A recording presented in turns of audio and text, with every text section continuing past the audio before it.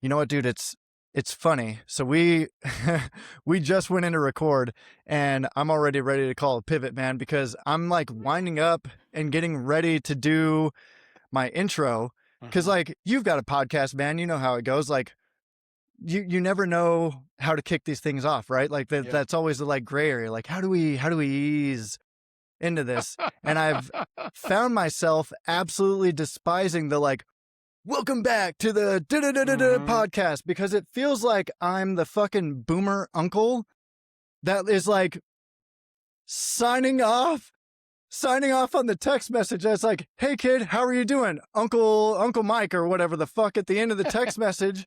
And it's like, I know who this is. Like no one got here by chance. You know what podcast this is and you know who the guest is.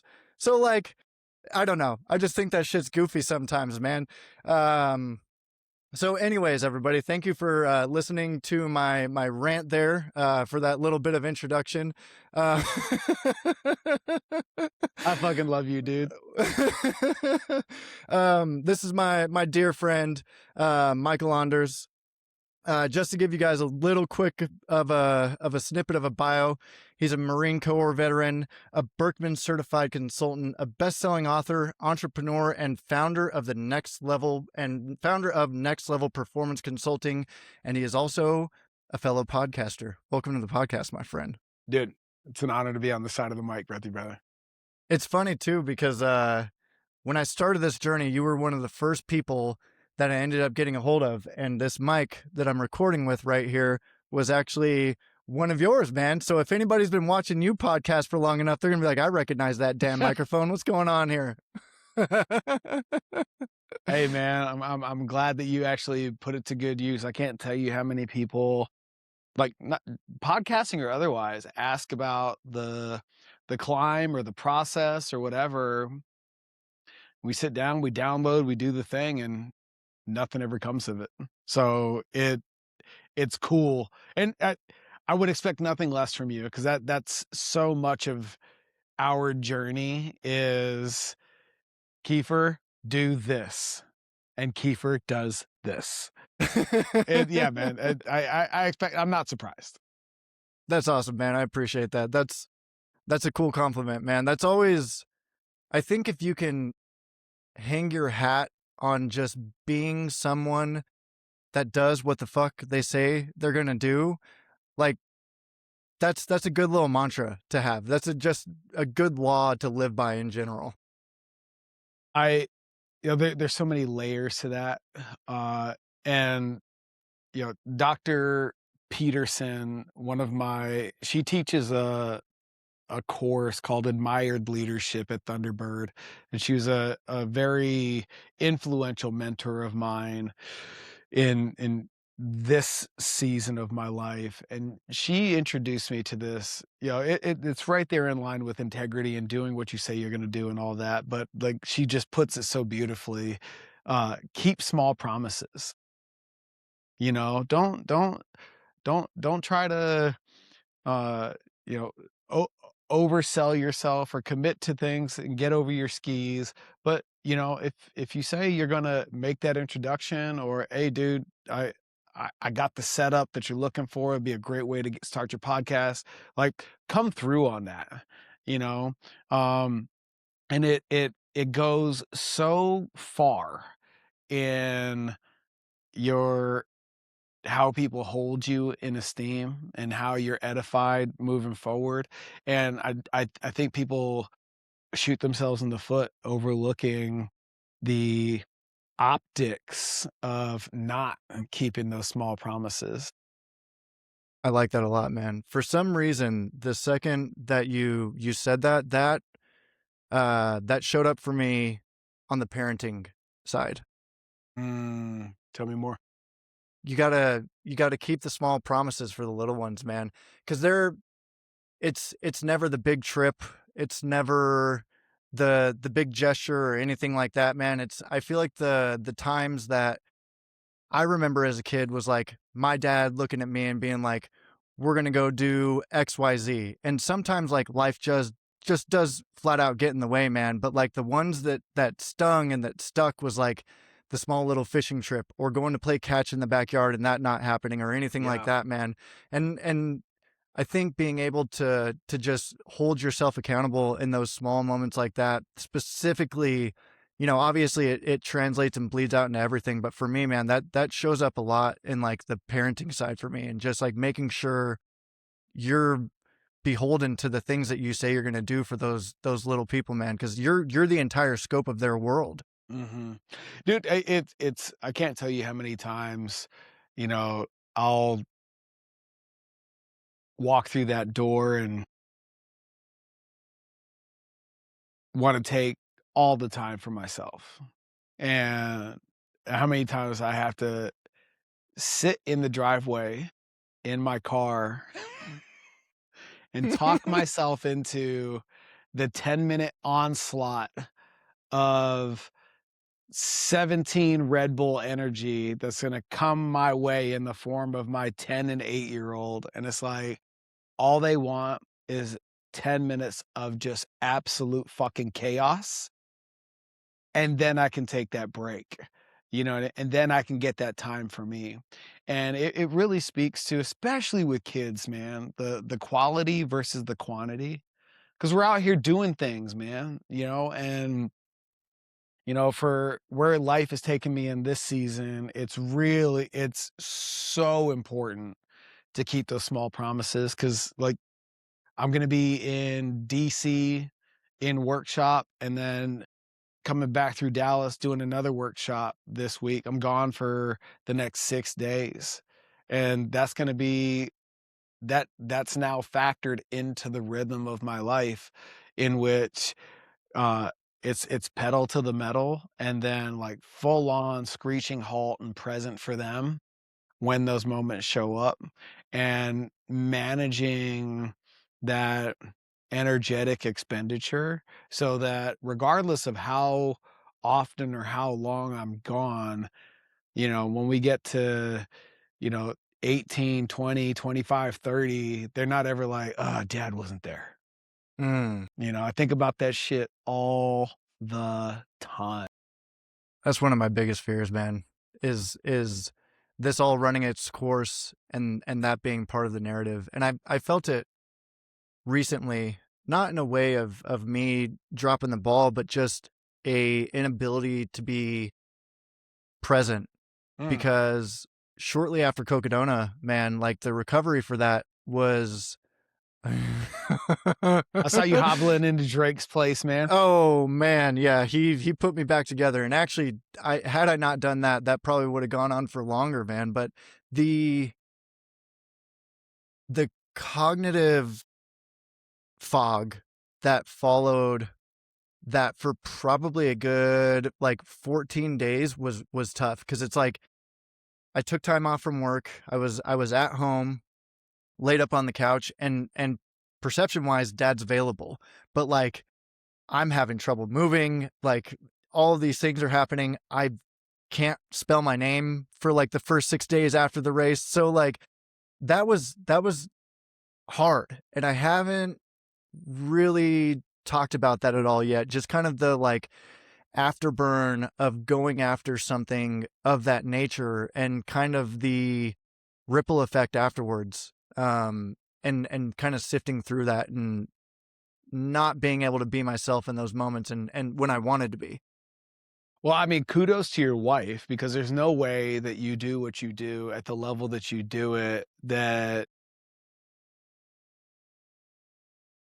I would be shocked if you weren't having some kind of collaborative conversation about the potential aftermath of this thing and how she's gonna have to, for an indefinite period of time, cover your ass while you recover from this thing, Like, I know when I come back from, uh, this two-leg trip, it's the for me, the recovery will show up after I've poured into those kids, man, Yeah. Yeah. And it's like I'm on the plane, like, there's plenty of time available throughout to manage it if you're present enough to create a plan, because I know Nicole's gonna be cashed 6 Right. days, just her and the kids, right? And she's back to work, you know what I'm saying? Um, so, like, I've created this beautiful existence where I'm in flow or as close to it as often and consistent as possible. So, like, a lot of what I do now is a lot of effort, but it doesn't look like work. You know what I mean? And I'm so grateful for that. And at the same time, I understand the secondary and tertiary effects of that.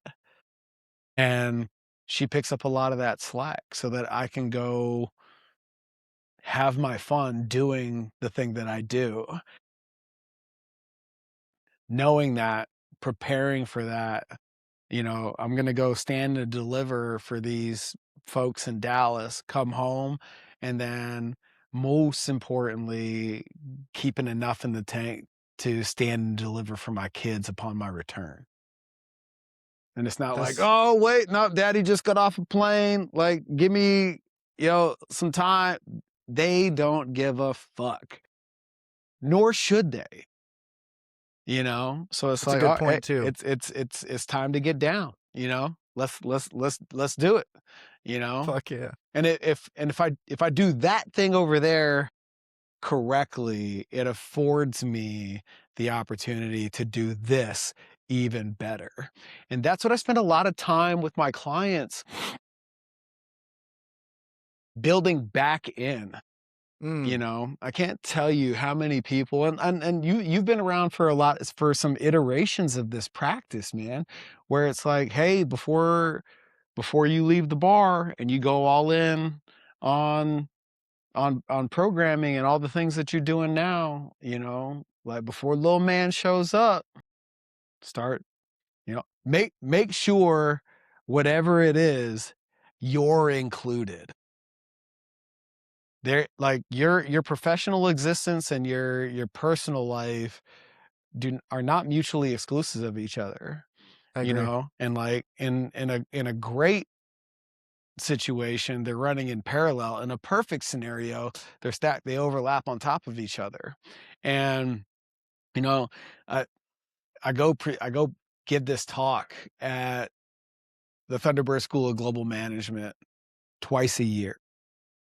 And there's all these young, bright-eyed, bushy-tailed entrepreneurs that are, like, ready to become the next Bezos, you know? And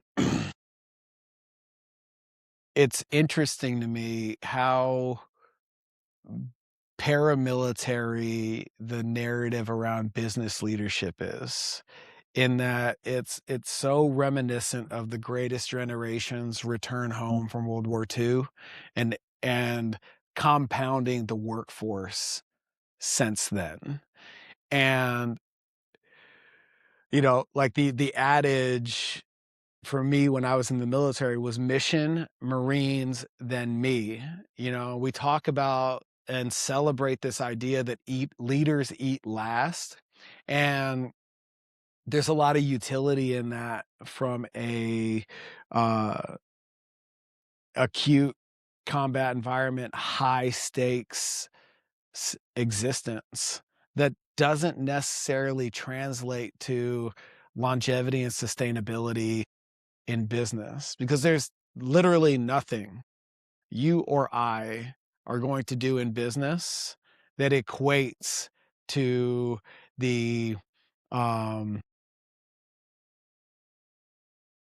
urgency and the life or death scenarios that come from a combat deployment. Yeah. But we talk about business that way. At I'm always like, at what cost, Yeah. right? Because I'm of the belief, and it's becoming more and more concrete for me the longer and deeper I get with my clients, and I put this into practice in my own life, that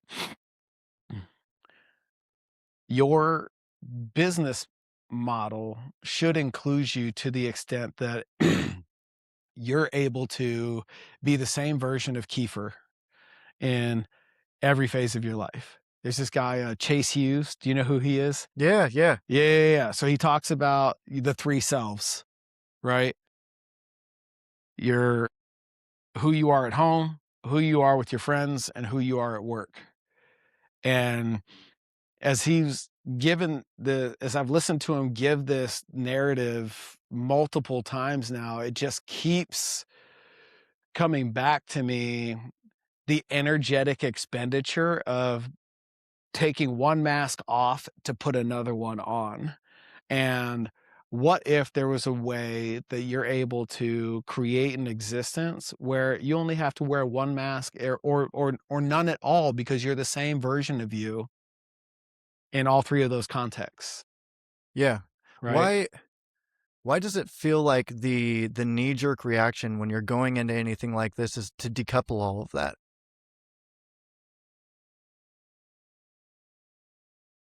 There's a couple of things. Um, I think everybody has a polished existence on social media now.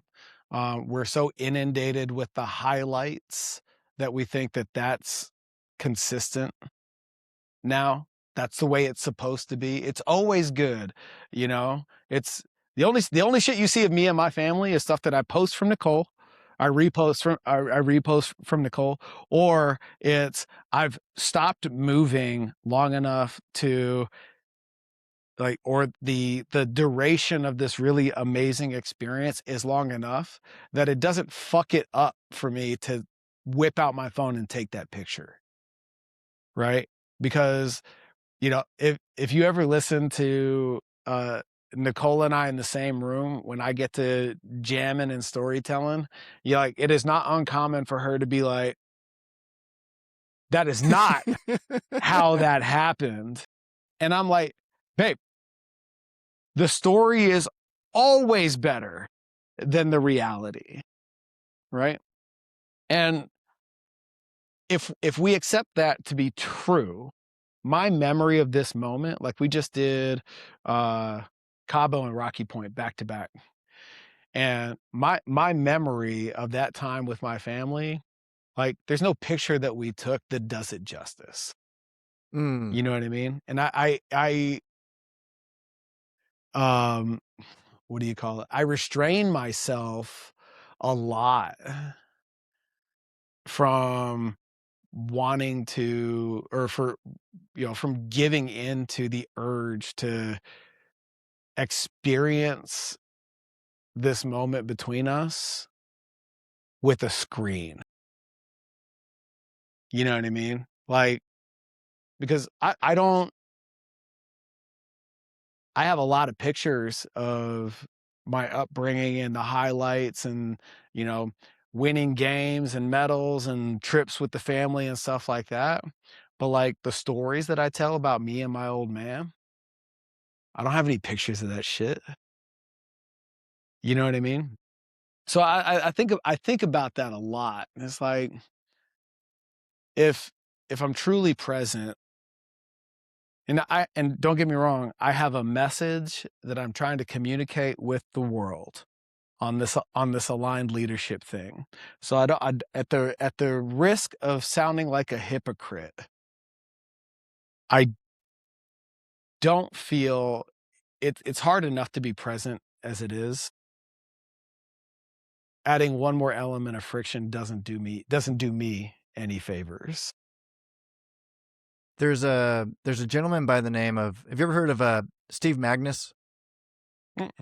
He was an Olympic running coach. He was a pretty accomplished athlete himself, but he's got a great Instagram feed, man. I'll have to send you some of his stuff because I think Mhm. it'd resonate with you. But the other day he was posting about where it seems that some of the anxiety and disconnect that a lot of people are feeling these days Mhm. is because of almost exactly what you're talking about. Rather than being in the moment and taking the memory in and having it stored on the internal hard drive, you're so wrapped up in documenting it and taking the picture, taking the video, doing all these different things in that moment that we're becoming observers of our own lives Yeah. rather than actually being in the moment, being there, being present. And then you start posting and creating these highlight reels, and you kind of go back through and you're looking through all of those things, and you're having to download the memory from an Instagram post or your camera roll or something like that and ingest Mhm. it in that way rather than recalling it internally. Yeah, you're outsourcing your own joy, Yeah. and it's like, that's on its face, just a very nonsensical way to experience the world. It's a scary thing that's happening, Mhm. definitely. It's a strange shift. Well, man, Yeah. we keep we're kind of flirting it with it. We're kind of hinting at it. You've mentioned it a few times, the route that you've taken, the coaching and things of that nature. And I want to get into that. I've got a ton of stuff that we've got to kind of dive into here too. But before we go into all of that, I always like Mhm. to paint a good picture on where you were and how that got you to where you are. So, I mean, as far back as you want to go, I think high school is kind of always a good tipping off point to kind of Mhm. get some like formative years in there. Like, what were you Yeah. doing in high school? Sports? Like, what were Mhm. you into? Music? Anything like that? Yeah, man. So both my parents were in the military. My dad's a Vietnam vet. My mom's a Gulf War veteran. They ended up with 2 NCAA athletes and 2 Marines and 4 Eagle Scouts. I'll let you do the math. Um, and for all of that, I played football and ran track in high school. I got recruited to the Air Force Academy, played there for 2 seasons. I got kicked out of school, which is the inciting incident of all the work that I do now. And I finished my undergrad in health and human performance at East Texas State. And I was a trainer and a strength coach, surviving on the dollar menu, pawning all my shit. I borrowed some scholarship money from my little brother when he was at Alabama, to pay rent. And, you know, like, I describe myself jokingly when I present from stage as a recovering credential chaser. Because after getting kicked out of the service academy and the pedigree that I come from and having that silver spoon ripped from my mouth, um, and digging myself out of that valley, um, I started down this path of trying to become so successful in my own mind that getting kicked out of the Air Force Academy became irrelevant. And as I've evolved in this journey, I realized that the only person who gives a shit about that or gave a shit in the first place is me. And I'll never forget standing in the stadium at Southern Methodist University watching a men's soccer game against Central Arkansas. And the guy comes over the intercom and he's like, "Please stand for the national anthem." And dude, on reflex, I snapped to attention and realized, like, holy shit, I still need to scratch that itch and close that chapter for myself. So that started me down the Marine Corps path, and I'll spare you all the details, but an ex-girlfriend and 5 waivers later, I'm walking across the red line, and I'm like, coming out of high school, I had 18 days of boot camp at Air Force Prep. Then I had 6 weeks of boot camp at the academy. Officer candidate school for the Marine Corps is 10 weeks. This is my 3rd entry level program. 2 weeks before I we can get into it if you want. 2 weeks Yeah, let before, it rip. uh, I, uh, checked in at Quantico, my old man passed. And the silver lining in his passing is 2 things. One, I'd been notified that I got into OCS. So, like, I'm getting another shot at this thing because there was my both my parents were disappointed, but my dad was like, "The academy thing? you know, he ran away when he was 13, self-made, put himself through school, became an attorney, blah, blah, blah. Education was everything, and this was, like, the pinnacle for his son. You know what I mean? And I fucking blew it. So that created so much static between him and I. And I got that phone call from Captain Pletz, and he was like, "Hey, don't unpack, keep moving, because you're checking in on January 18th." That was the day after Christmas, 2007. New Year's Eve, after my brother's bowl game, my dad went to sleep and never woke up.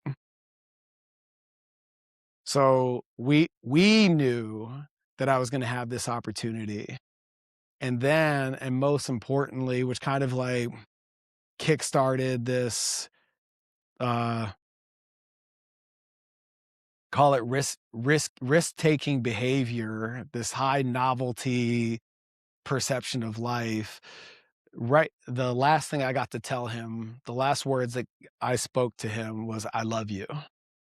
And I Beautiful. came up in a household where, you know, it doesn't matter whether you're leaving for work or getting off the phone or going to bed, uh, you never leave in an interaction without saying, "I love you." And, so there's, you know, I miss him still to this day, almost 20 years later, but and still I got a lot of gifts from him, in his passing. So I served for 4 years, deployed to Afghanistan, um, and upon my return, I wasn't presented with any opportunities that were particularly attractive to me. And, my boy Brian Taylor from the University of Florida, he was, in the bunk next to mine at OCS, and middle of the night, we're all just, like, dog tired and trying to figure out, "Are you just gonna do this for a tour, or are you gonna stay in for 20? What are we doing?" And dude, he gave me this wisdom, and I still don't think we've lost contact. I gotta find out where he's at. But, he gave me this wisdom, and I still don't think he understands how profound it was for me. 'Cause he's like, you know, and just a throwaway comment, he's like, "Fuck, man, I don't know. I'm just gonna do it till it's not fun anymore." Mm. And I had all my fun in the first 4 years. So, uh, I got out, I got into ASU for grad school, moved up here with the intention of finishing that program and opening a gym. So I had like a 2-year timeline to like integrate back into civilian society and become less marine and more civilian and kind of like dip my toe in the water and do the whole thing. That is not what the universe had planned for me, dude. 14 months later, CrossFit PHX was open. And 3 years after that, we were rated the number 1 CrossFit box in America. And right about that time, I had this like 3 a.m. epiphany that became the foundation of this concept of aligned leadership. And it was born of this idea that all the friction and inconsistency that people were experiencing in their fitness really had more to do with the things they were avoiding in the other 23 hours of their day. And I just so happened to have a group of clients that were willing to scratch that itch with me. And that became and when I started solving those problems with them, everything got better. And, uh, as we got to the end of the gym, you know, rebranding it through the pandemic and all that other crazy shit, it was like, this is another thing that I teach, and this is me swallowing my own hard pill. It's like, it doesn't have to suck for it to be over. Mm. You know? And I see a lot of people that are just like, um, because it's not that bad, they don't wanna make a decision. So, uh, like, helping people sweat and smile was 25 years of my life, you know? Like, if there's anything I created mastery in, it's that. And I got to this place where if I'm being completely honest with myself, and dude, there's a lot of coaching and mentorship along the way to help me like figure this shit out for me and accept it, less understand it. It's like it's okay to want to do what I'm doing now more than that. Yeah. The dark side of that coin is, you see a lot of people like in relationships that have just like run their course. They do some really fucked up shit, to create a dumpster fire to justify the exit. Yeah. And that you see that pattern in business, in relationships, and everything. Like I'm so uncomfortable with taking the next easiest step that I have to stack the chips against myself to make it painful enough to move into this other lane.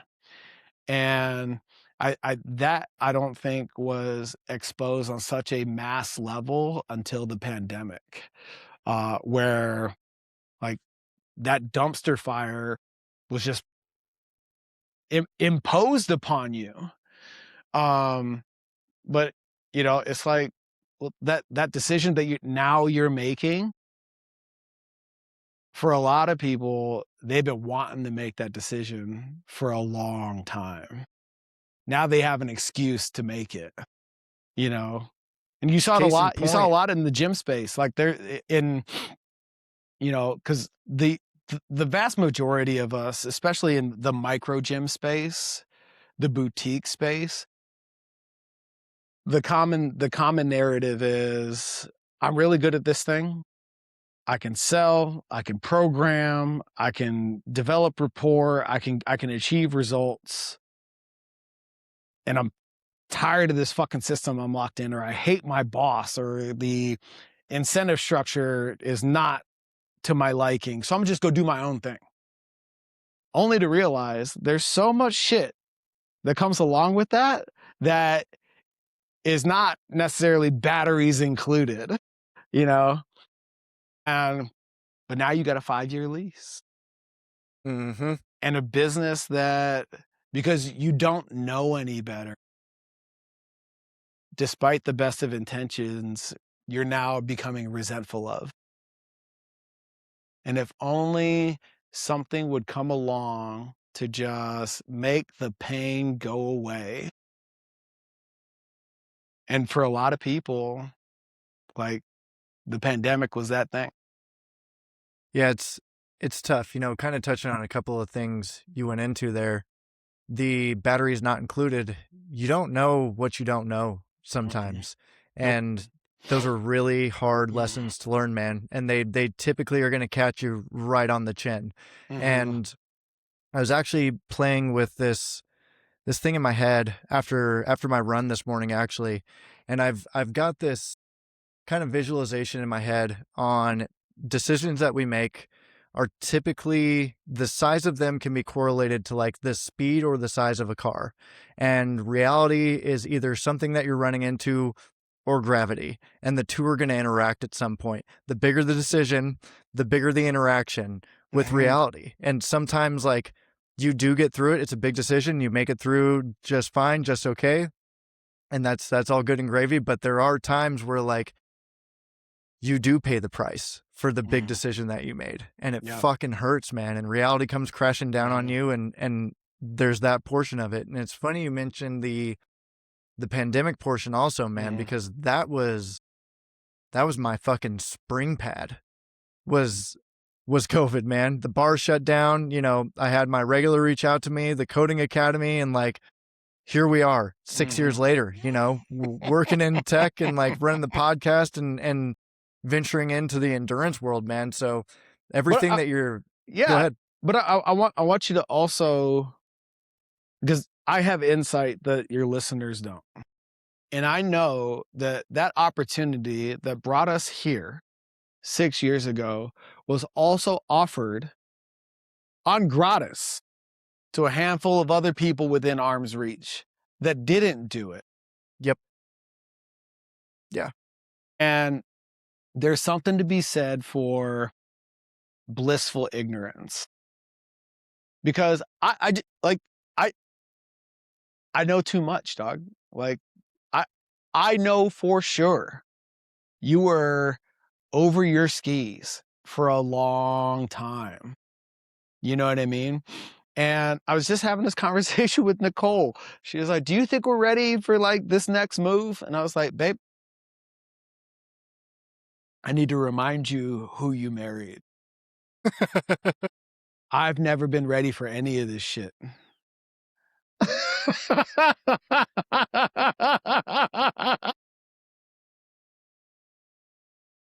I wasn't ready for the Marines. I wasn't ready for marriage. I wasn't ready for kids. I wasn't ready for business. But it's like,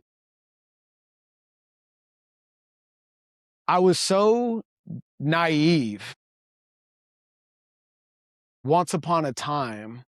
And on that ignorance, on the other side of like whatever chaos came with it, life was a lot better.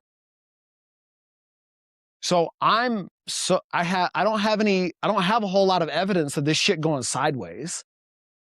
I got plenty of evidence of like, oh my fucking God, like, hold on tight, Yep. Yep. But at the same time, on the other side of whatever that chaos is, or the figuring it the fuck out part, it's awesome. So I'm like, simple answer, I don't know. But like, if the opportunity presents itself, Mycal's pulling the trigger, you know, and the great thing about my relationship with my wife is we are so different and at the same time on board for the same mission that, where she's checking all the boxes and making sure that like it can happen. So she's the ground. She keeps my feet on the ground while my head's in the clouds, Yeah. and it takes that dynamic for both of us to make this thing work and to have gotten where we are and where we're going. And, I do this is like, my marriage is a microcosm of this work, but it also shows up in the organizational development stuff that I do, where the were I less aware or not involved in this practice, I would see a lot of that stuff as friction between her and I, or her holding me back. And the opposite dynamic, she's like, this motherfucker is just pushy, you know? Um, and what we've come to realize in the growth of our relationship is like that thing in her is a force multiplier for me and vice versa. And we're able to channel that, against, the logic of risks and reward and all that kind of good stuff. But it just comes with, what I like to call updating and upgrading the agreements between you, because, you know, she started her event coordination company and dude, it fucking took off. And then the pandemic hit and it was all gone like that. I mean, it was like an 8-month whirlwind of like, holy fuck, this is going to be amazing, to what the fuck do we do now? And a lot of that was born of, you know, just doing the math. Both of us, like the gym and, her career prior to launching your company was like, we're both working so we can afford for somebody else to watch our kids. And I'm not That's virtue the signal. fucking worst, I'm not man. I'm not virtue signaling here by any means. To each their own. But that shit just didn't. The math didn't math for us. And again, going back to I just need an excuse, right? And some boundaries weren't respected, and she was like, "Fuck this! I'm done with this shit." And one meltdown too many, and she was like, I'm out, Mycal." And I was like, "Cool." Like, Go after happy. What's the worst that could happen? You go get another job, right? Well, and then the pandemic happens and it's like, batten down all the hatches, everybody climb into this boat that is the gym. And, it was survival mode for like 5 years. And as we came up for air and, it was like, I'm going to go do this. Right. And she was like, well, I want to be mom now. That's cool. I was like, cool. So let's figure out what that looks like. Right. What we didn't anticipate was 18 months later, how independent our kids are. And, like these updates and upgrades they're not forever, and they're not the 10 commandments written in stone. You know what I mean? Like, it can be moment to moment, and it could be for a decade. You know what I'm saying? But like, I just see so many people that are just like using this outdated operating system that doesn't serve them anymore just because they agreed upon it once upon a time.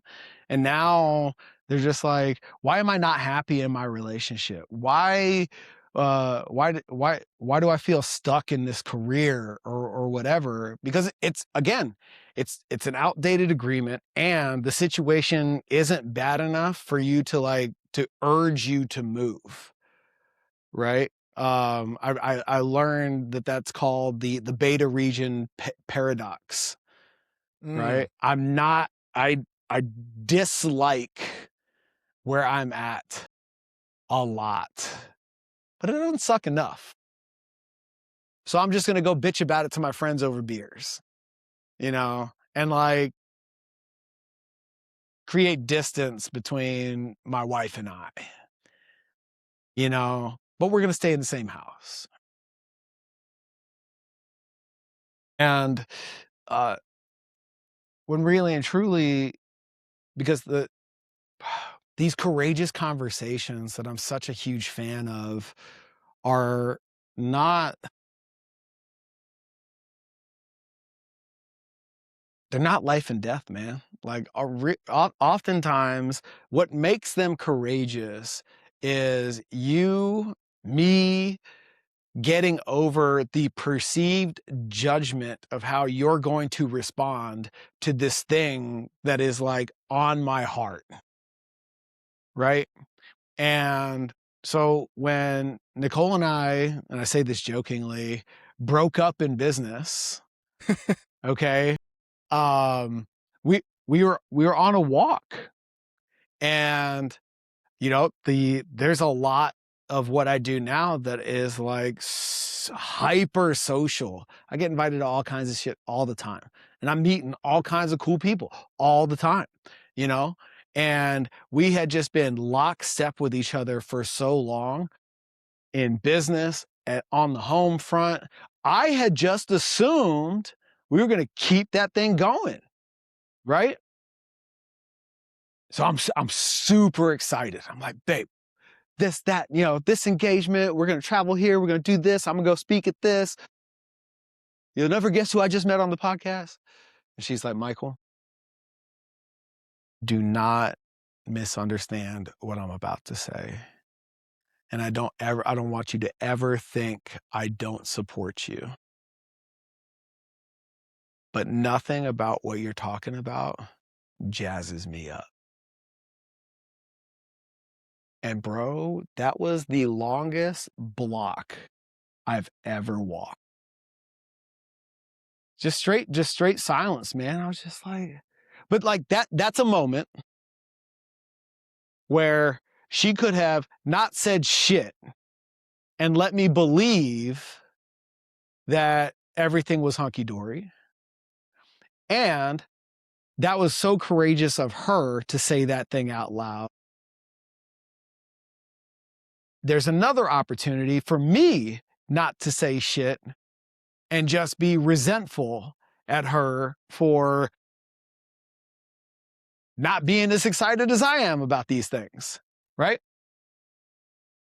The other opportunity, if we're going to look at this from like a fork in the road perspective, is we get to update and upgrade our agreement as in our agreement in our relationship right here, right now. And that update became I have her permission, and I don't have a better word for that right now, but I have her permission to always invite her to these things. And because I now know this, she's supportive. It's just not like exciting for her. Like our social batteries are like this. You know what I mean? Yep. I want to know all 8 billion people on planet Earth. And she is like, how, I want my inner circle to look like my college basketball team. Yep. You know what I mean? Mhm. So like, but we know that about each other. You know what I'm saying? So the short story longer is the upgrade that we got from that courageous conversation was I will always extend the invitation and have no expectation. And what's really cool about that in this particular scenario is when she does decide to join me, now I'm even more fucking pumped because I know she's all in and she's not doing it out of like, fuck, I guess I'll go. You know what I mean? Yeah. So, but like those are the kind of things like in the grand scheme of life, not a big deal. But that's the type of shit that if left unchecked and go unsaid for too long, they just compound and stack on top of each other all of a sudden because we went the other way on that walk.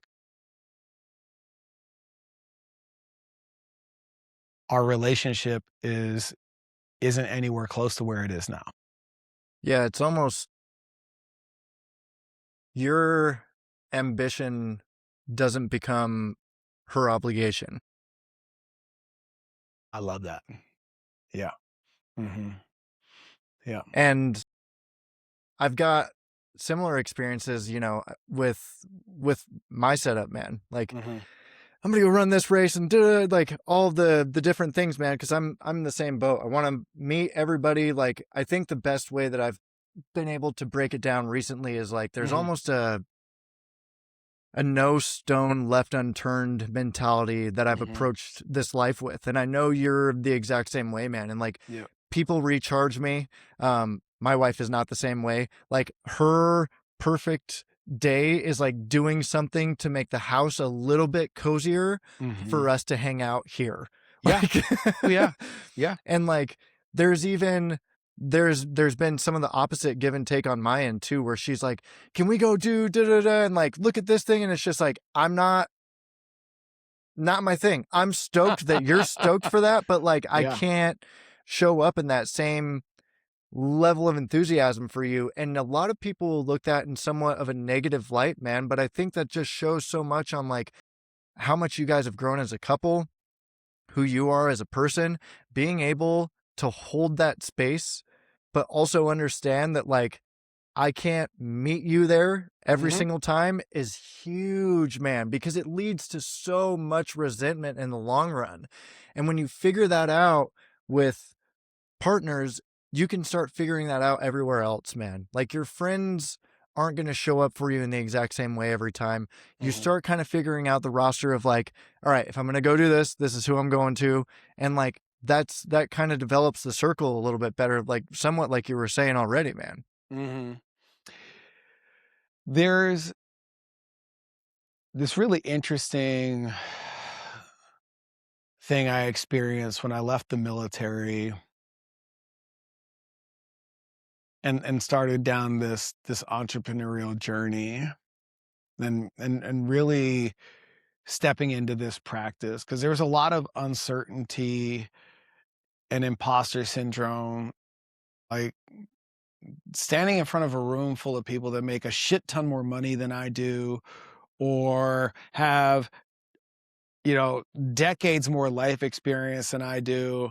I can't tell you in the beginning where it was just like, who the fuck am I to hold this court? right now, versus this thing I had been nurturing and creating mastery around since adolescence. And in high school and even in college, when there were things that like took you away from what normal people do, or quote unquote normal expectations, you could blame it on our you could blame it on the game, and then when I got into the military, dude, I was not entertaining a serious relationship because I watched too many people uh, blame their shit on Uncle Sam. Like we got the exercise ran long, I'm not coming home tonight type stuff. And Mhm. like the strain that put on the relationship. And I was way too immature to handle that. And but at the same time, I had that system, like I got to be up at 4 o'clock in the morning. I can't fuck around tonight, you know, to blame these boundaries on. And then you I see. leave and you have to go create all that scaffolding that supports your greatness all by yourself. Fuck. And now there's no big green machine to be like, I can't do this right now. Or it breaks my heart as a dad when the leaders forum interrupts or keeps me away from taking my kid to practice. But that's all my fault. And that's why I I teach and I coach harmony, not balance, because if you are truly engaged in a life of your own choosing and you take ownership of that existence, it doesn't matter whether you're a W-2 employee or building or the next fucking Jeff Bezos. It's all your fault. And with that, there's a give and the take. And coming back to the beginning of our conversation, like making sure that I'm present enough that they don't ever feel like I wasn't there. And at the same time, I got to be over there so that these things can happen. You know what I'm saying? And that I think that's the paradox of choice in choosing harmony and getting away from the unrealistic expectation of balance, you know? Um, but yeah, dude, that was me and Nicole and I had a lot of conversations and we still do as the kids get older and the practice evolves and our lives, the seasons of our lives change. It's like, checking that temperature, man. Am I gone too much? Are you okay with how gone I'm about to be?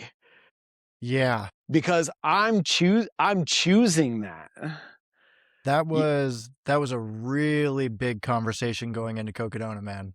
Mhm. That was like full blown sit down. Here's what the training's going to look like. And I mapped it out, dude. It was like from October to January, we're going to be flirting with it.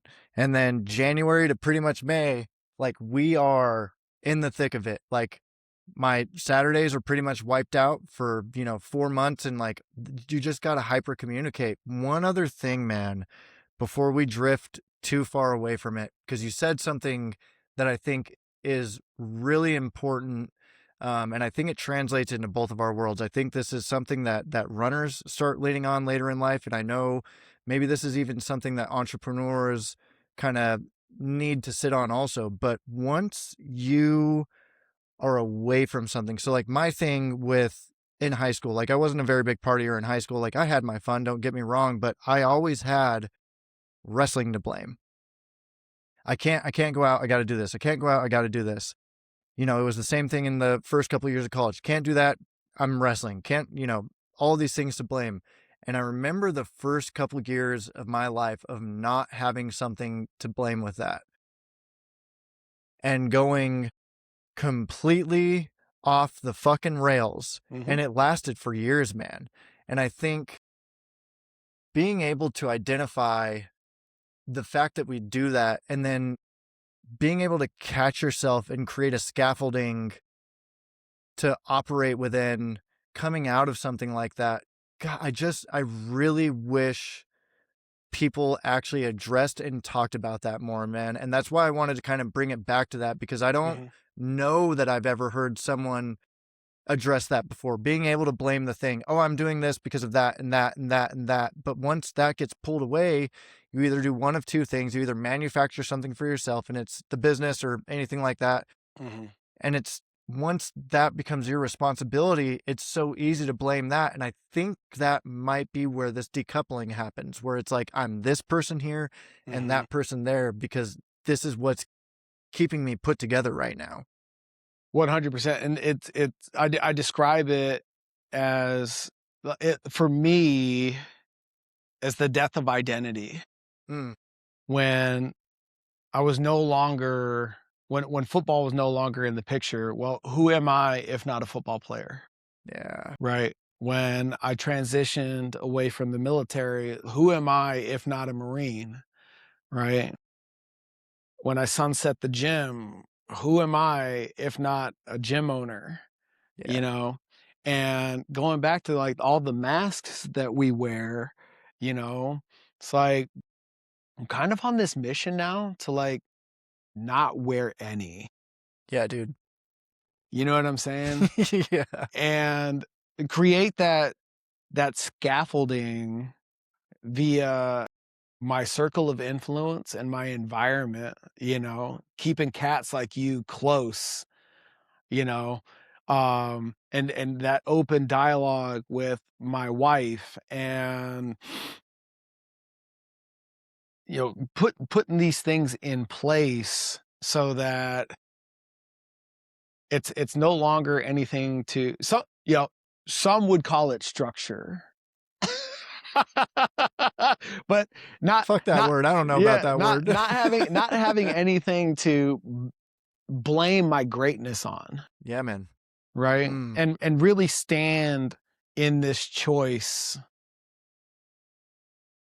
at face value, right? I'm doing this, I'm living this way, I'm making these choices because I own them and they're mine, right? And for me, I'm supercharged by that. And it forces me to keep those small promises to myself, literally from one promise to the next, dog. You know, that's why I coach through this mechanism called the next easiest step. Right? I'm not asking you to cross that finish line at mile 250, bro. All I'm asking you to do is take that next fucking step, you know? And, you know, you and I have walked that path in a lot of different ways over the years. Um, and you know, that's where this construct of leading with aura came from, AURA. Anchor, understand, release, and align. Ooh. And, you know, for people that think the way that we do, that pursue things that are extravagantly greater than us. If you have there's a dark side to that coin of success in which you just never stop moving. You create this perpetual motion. And all of a sudden you get to whatever your mountaintop is and only to realize, fuck, there's another mountain, right? There's this great book that talks about this analogy very specifically called The Second Mountain. And it's really, everything that's required to summit the first one that gives you an appreciation and creates the efficiency for doing it the second time, right? And it's literally that anchor thing is sitting still long enough to just get down regulate and get your bearings, like, is this thing I'm chasing actually what I want, right? Do I want to do I need, is it in me to renew this lease? Do I have the skill and more so the will to take this thing any further than I've already taken it? Right? Mhm. That's that understanding part, is differentiating, like teasing all that, filtering all that stuff out, and then letting go of all the shit. The release is getting rid of all the stuff that no longer serves you. Yeah. Like I can't do this aligned leadership thing. And this is Mycal. I'm not saying it's not possible. Mhm. I can't do this aligned leadership thing and the gym. More simply put, I want to do the aligned leadership thing more than I want to do the gym. So I gotta let that go. And dude, that is a fucking painful evolution. But on the other side of that release is nothing but aligned action. It's just like boom, boom, boom, boom, boom. Okay, what moves this forward? You know? And like, I'm so grateful that like I experienced all that blissful ignorance that led to chaos, that then, life got better on the other side of it, man. And that's been just a reoccurring theme in my life. And, now I get to teach these things to leaders, to just bring that awareness, to their frontal lobe and like lead from that place. And it's like, man, I wake up every day just grateful, man. Yeah. Yeah. You mentioned the need to be able to put something down to make space for something else, and it kind of reminded me of this, but I wrote something the other morning, Mhm. and I've been kind of doing this thing where like my runs recently have become like a little bit of a flow state thing, man. And I get these really, really good ideas that kind of come to me. And this might not make any sense because I do like a voice to text, but your statement uh reminded me of a lot. So I called it carrying a light, and it said the tough thing about being a person that carries a light is that it will typically shine in all directions unless something is implemented to help it focus in a specific direction. The light will dimly bleed out in every direction rather than projecting in a concentrated focused beam, giving it nowhere to shine directly.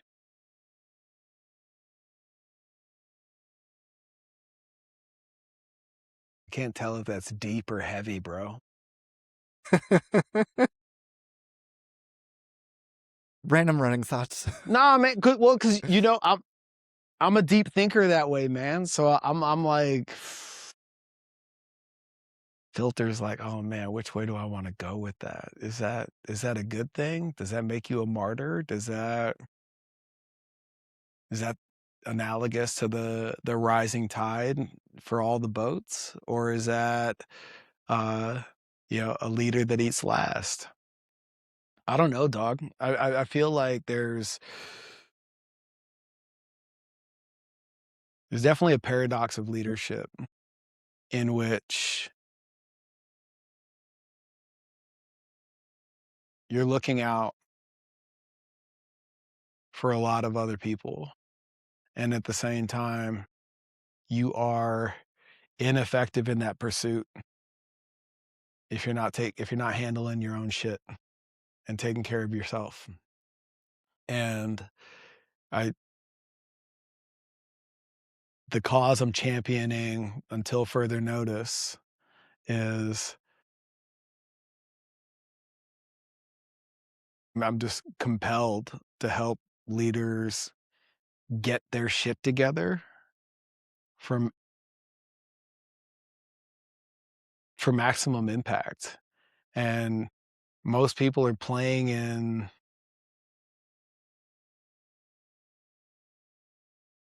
all the all the obligations that drain their fullest expression as opposed to intentionally choosing the things that drive their fullest expression.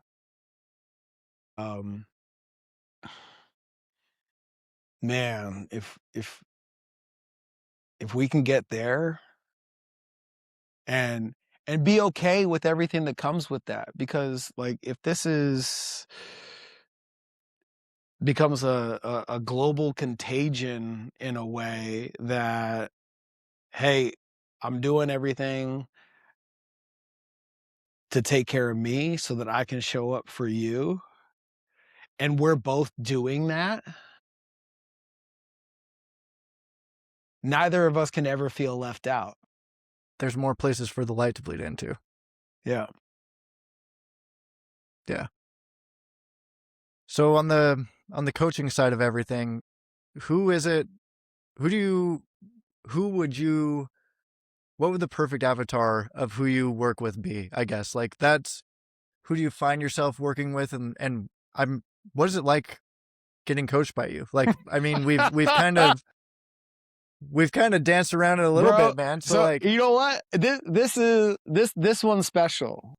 I'm not gonna answer that. yeah, let's do it. You tell him. What's it like to be coached by me? It's the scariest fucking thing that you can ever embark upon because you'll be so empowered to make decisions and make jumps that typically you wouldn't. I mean, man, I like to sit here and think that like without the leaders forum and without working with you and being involved at CrossFit PHX, you know, there were so many things that were packed into that time period. I ran my first ultra. I started a business. I got out of the bar industry. Like that was rapid fucking fire.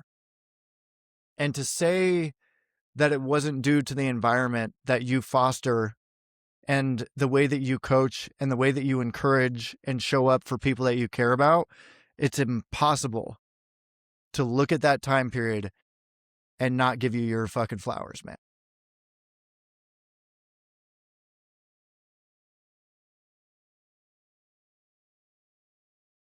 Thank you. Without a doubt, would not be where I am today without you, dude.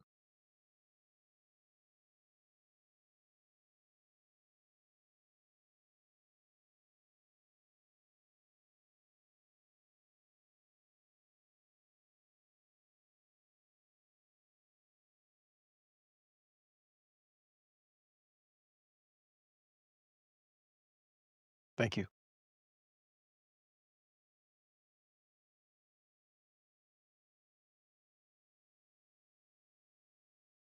Fucking did it, bro.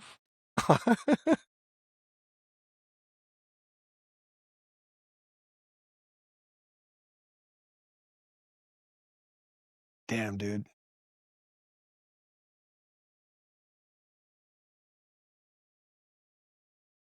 I hope, because I know you're sliding into some of this coaching stuff.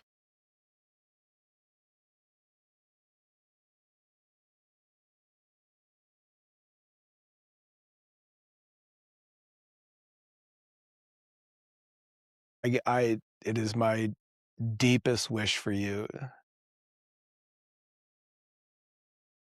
to get what I feel right now from the people that you impact, man.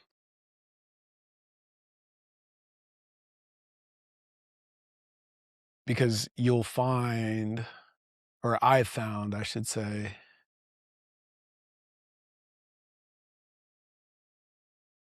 the ripples of your impact are not always obvious. And by the time things come full circle,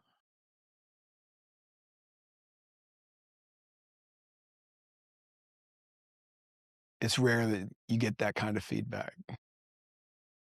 We're going to achieve milestones, we're going to do things, we're going to improve. But dude, that means everything, man.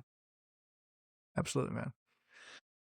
I'm excited because I think there will be a way for people to get a small download of that from you. I know you recently signed a bit of a book deal, so I wanna dive into a little bit of that too, because Yeah, I mean, dude. I gotta help you promote that thing, man. Oh, I'm excited to read that. thanks, man. Title forthcoming. I'm really excited. You know, the ethos of the book, the spirit of it is everything that we just talked about. Um, and that is very, very recent, and I'm really excited about it, man. I have been channeling and calling in this opportunity for a long time. You know, I self-authored once, and that was cool just to make sure, again, that blissful ignorance, you know, I just wanted to see if I enjoyed the writing process, and I fell in love with it, man. Um, you know, that's where the daily DERS comes from, you know, when you go to nextlevelhq.co and you take that leader quiz, it you know, you get dropped into that ecosystem and, you know, you can get some of that spaced repetition of wisdom, you know, in your inbox, uh, you know, over the course of, you know, a year or two. Uh, but yeah, dude, a lot of the stuff that I'm starting to put out there now, my publisher, Susan, she was like, "No more gym? No more gym." And she was like, "I think you're ready to write that book now. And I want to do that. Ooh, I want to do that with you." So like that's what I'm saying, man. You know, you move through like aura works moment to moment and over long periods of time. But like when you step into that next easiest step and take that aligned action, fucking terrifying as it might be sometimes, the coolest shit is waiting for you on the other side. Like absolutely. there's like, I used to think that, and then like knew that, but dude, like the ultimate is when you trust it. You know what I'm saying? And it's like it has been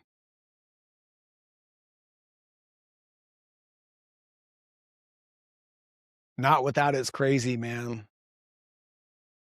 But you know, like when you truly trust that, and like I can't see what comes next. All I can see is the goal, right? So with that in mind, like I just need to trust that that next step is there for me and it's solid, you know? And so the the visual for this, the last day, uh, 3 years ago when we did Kilimanjaro, the last day is when you summit, okay? And from where we camped, all you see is the straight face of the mountain, okay? And which is daunting all by itself. Fuck yeah. But you know, you're like encouraged. You're tired as fuck, and like everything is hard above 15,000 feet, which is where Yeah. which is where and you're going from 15 to 19,000. Okay, so it's a metaphor for life. The hardest part is the end. You know, as I'm sure you know, you're no stranger to Cocodona. Um, you know, when the rocks start turning into frogs type shit. Uh-huh. Um, and you're just like, okay, I can see the end. I'm right Yeah. fucking there, dude. So it's like we step off. We're probably 10 minutes into this thing. And our porter, his name's Prosper. He turns around and he looks at me.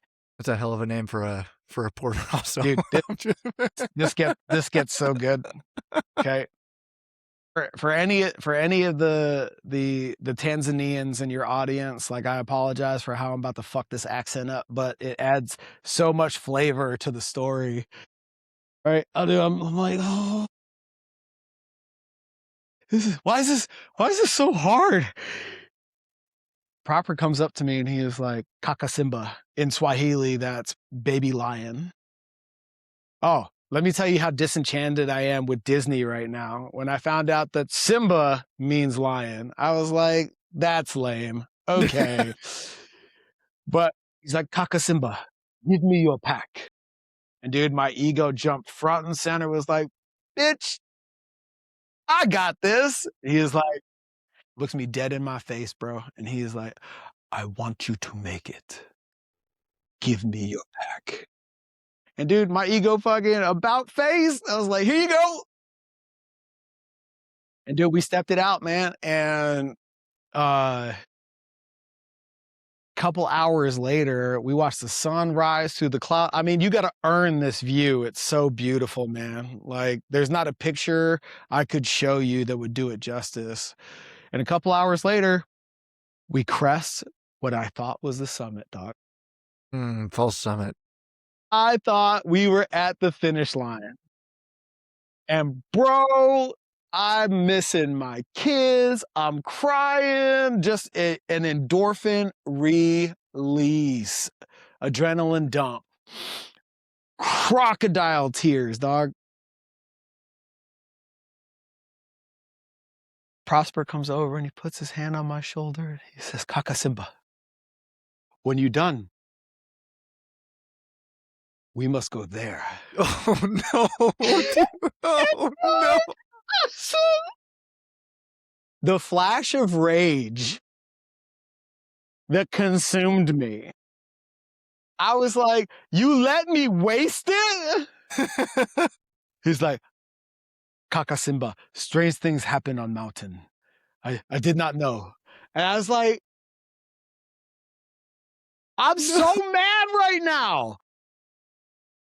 And dude, it took us another couple hours to finally get to the summit. And like, I didn't know, like, it just took the wind out of my fucking sails. We got like half a mile from the actual summit. And I told my boy Alec, I was like, hey man, you go on without me. I'm done. He was like, bitch, if you sit down right now, we're not gonna make it. Yeah. Let's go. And sure enough, man, we summited, and like I have that imprinted in my memory for the rest of my life, and I'm so happy I did it. But dude, like, if that story is not a metaphor for life, I don't know what is, man. Yeah. I mean, you literally had a "we wasted the good surprise on you" moment on fucking Kilimanjaro.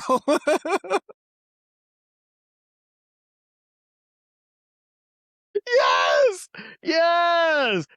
Big Daddy, dog, that's my kid's favorite scene, man. We wasted the good surprise on you. Yeah, dog. Oh, I was so pissed. So pissed. It was just, shoot me in the face. You know what? Fuck this. I'm just going to roll down the mountain. You know? Yeah. Yeah. See, that's the fucked up part too.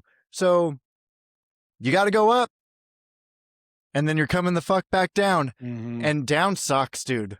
Down. Dude, I don't know how I can't envision the aftermath of Cocodona.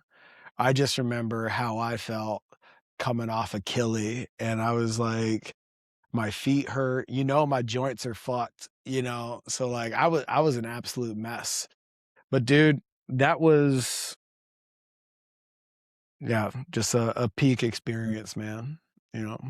I think that's a great metaphor for life. I think climbing the mountain in general is always a good one too, man. And it's your metaphor for that too. I mean, the false summit and then pushing through to the end of it, man. I've been tinkering with a thought of, don't get too wrapped up in pursuing who you want to become, Yeah. because it's not always what you think when you get there. Yeah. No, dude, and at the same time, like, when you do it, like, dude, I've done a lot of cool shit in my life, man. And, like, everything that's hanging up in my studio, man cave, whatever you wanna call it, like, there's a lot of sentimental value attached to it, but, at the end of the day, whether it was commissioning as a Marine, getting that scholarship, you know, graduate degree after graduate degree, opening business, whatever, like, the credits never roll. The music never plays, the confetti never falls. Dude, I'll never forget, I took a 6-hour comprehensive exam, sight from memory, to finish my first master's. And I finished that damn thing, and I walked out in the hallway, and I was like, like, at that moment, that was my life's accomplishment, dude. Like, Yeah. fuck yeah, we did it. And I was like, well, I guess I'm gonna go get some lunch now and take a nap, you know? It's like, so, like, it can't if you're looking for, like, these quick hits and you're chasing the highlights, man, just expect to be let down, man, because it's like that moment is fleeting. It is. So, like, I'm just really enjoying this season of my life and building that scaffolding to support this version of Mycal. And dude, I'm having a blast doing it, man. Beautiful. Yeah. I had Killian Korth on. Like I told you, he's the won Cocodona this year, Mhm. Triple Crown record holder, and he said, after winning the Triple Crown, like his biggest takeaway from it is achievement is probably the most ephemeral thing that you can do. He said it was here, and then it's gone, man. So I think Yeah. if you're chasing something, if you're doing something, and the steps aren't aligned, kind of Yeah. grabbing onto your verbiage here, Yeah. and you're not enjoying that process of it, fuck, you're gonna be let down, man. Yeah, man. I'll leave your audience with this.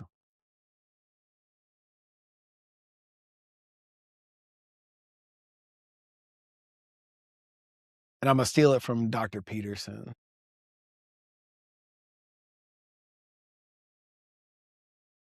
Step away from the big thing and just let the rhythm of keeping small promises compound. And then every once in a while, you pick your head up and realize how far you've actually come. I appreciate you, man. Thanks for having me, man. Appreciate you. Yeah. Thanks for coming on, my man. I love you, dog. Love you too, brother. Everybody, I will post social media handles, websites, and we will keep you guys posted on the book launch when that happens too. Thanks, Much everybody. appreciated, man. Thank you.